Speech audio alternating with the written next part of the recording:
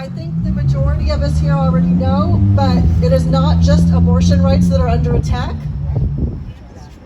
Once this decision comes down, it opens the way for them to take away same-sex marriage, the right for people to decide what goes on in their own bedrooms, access to birth control, and many, many other decisions.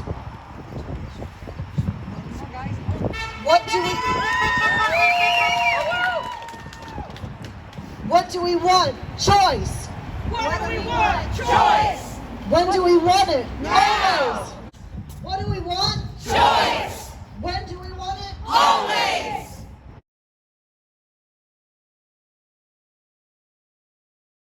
You out here today? I am shocked that it's come to this. I know decades and decades there's been a work to try to get the government to have control over women's bodies again. I didn't think it would happen because no one wants to think it's going to happen again.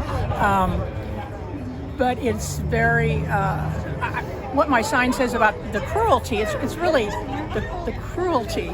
I don't have to worry about it. I'm in my 70s. People with daughters, granddaughters, nieces, they're going to have to figure out how to try to live their life in a way that the government isn't going to be telling them what they can do or not do with their body. I mean, that just is unbelievable to me. Having a child is an incredibly personal choice.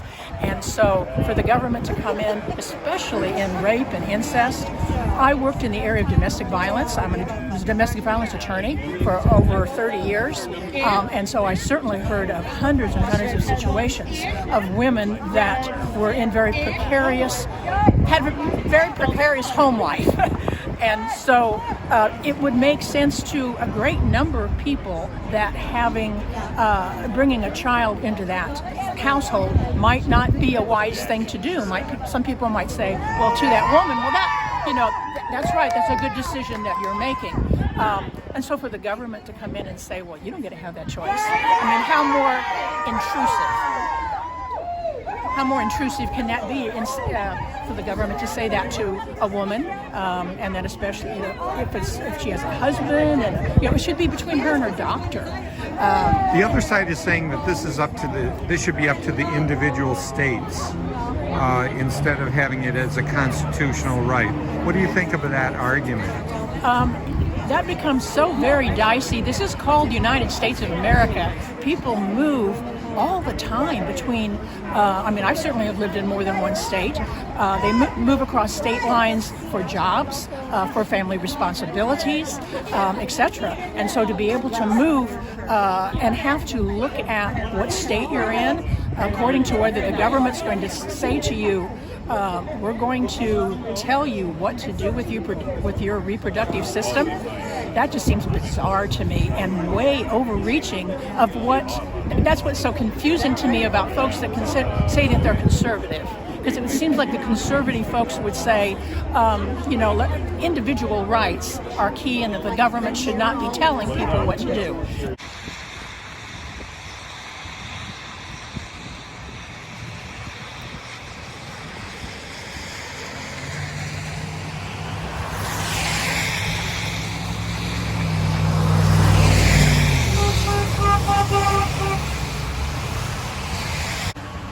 Why do you come out here protesting every week?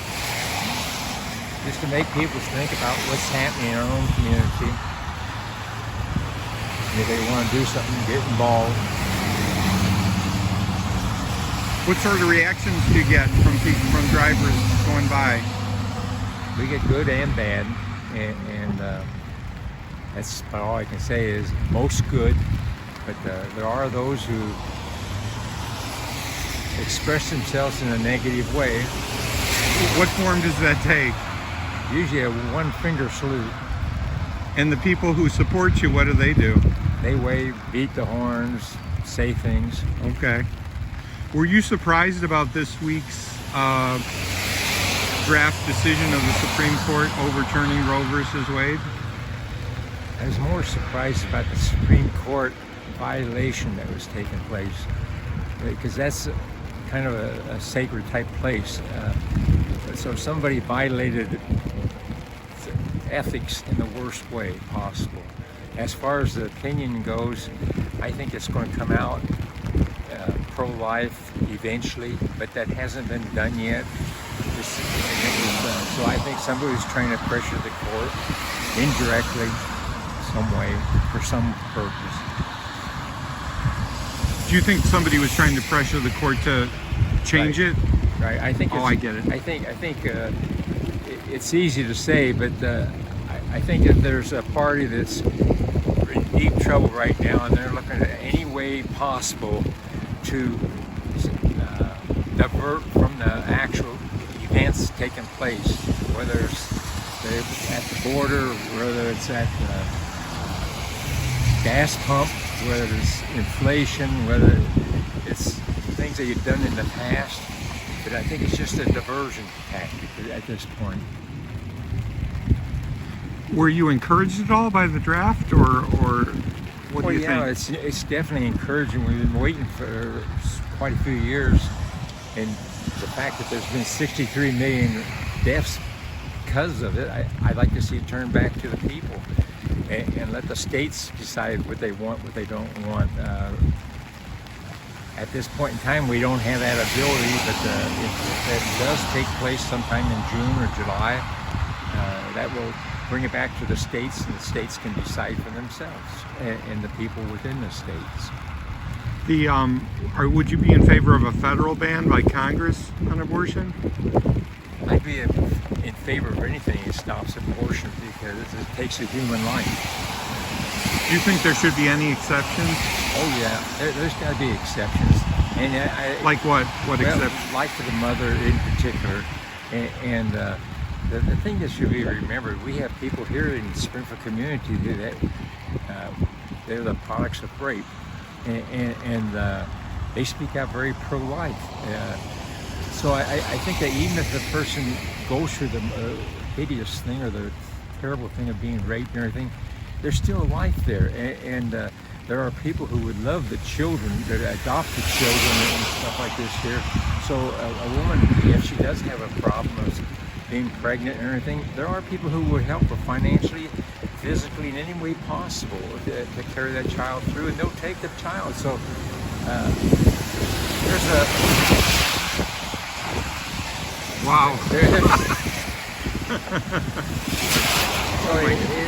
There's no reason for her not to carry. I know there's a lot of pressure on her, and so much pride. I can't imagine what it is, but it's just the idea that we should think of life and do everything we can to preserve life.